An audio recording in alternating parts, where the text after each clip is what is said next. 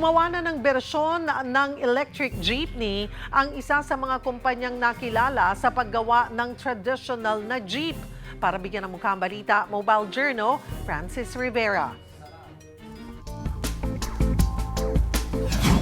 Kilala ang Sarao Motors na isa sa mga pinakamatagal ng gumagawa ng mga traditional jeepney sa bansa. At ngayon, dahil sa modernong panahon, nakagawa na rin sila ng electric na jeepney. Mula sa wheelless jeep hanggang sa traditional jeepneys, sa loob ng 7 dekada, lahat yan nagawa na ng Sarao. At ngayong ang Inay Electric, syempre, gumawa na rin sila nito. Puro itong electric na nagawa sa tulong ng Tembo ELV. Matagal na din namin na-predict na darating yung ganitong time ng crisis. Ginawa namin to para mas mapababa and para din patunayan bilang mga Pilipino na kaya din natin gumawa ng sarili natin. Marami na nagsasabi yung jeep na pag-iwanan na. Kumbaga, we're stuck in the past.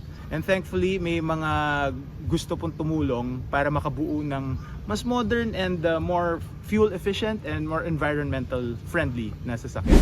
Andito tayo ngayon sa loob ng electric jeepney ng Sarao Motors. Kung mapapansin natin, napakataas pa ng clearance, no? Ang height ko ay 5'5 to 5'6, no? At mataas-taas pa. At kung mapapansin din natin, may mga CCTV din na naka-allocate or may mga nakalagay dito na connected daw sa mga device ng mga operators. At dito ay ang kakaibahan naman dito, hindi na siya manual. Automatic transmission na siya. At marami ng mga features dito, gaya na lang ng Eco Mode, kung saan napakatahimik ng makina.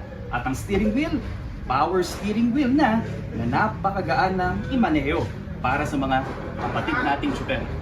Pag nasaid ng baterya, 45 minutes lang ang charging at kaya nitong tumakbo hanggang 300 kilometers. It's a proof of concept that pwede pa bigyan ng pangalawang buhay yung mga traditional jeepneys natin. We're planning to launch this soon, release it to the local market para makita nila na kaya din naman ng local manufacturers gumawa ng EV or even when you say modern jeep. Hindi lang ito basta jeepney o minsan tinatawag din natin hali ng kalsada. Isa rin itong bagutay na kaya natin mga Pinoy na makipagsabayan sa makabagong at modernisadong panahon. Mga kapatid, Mobile Journal, Francis Rivera po. Ang kuha ng balita.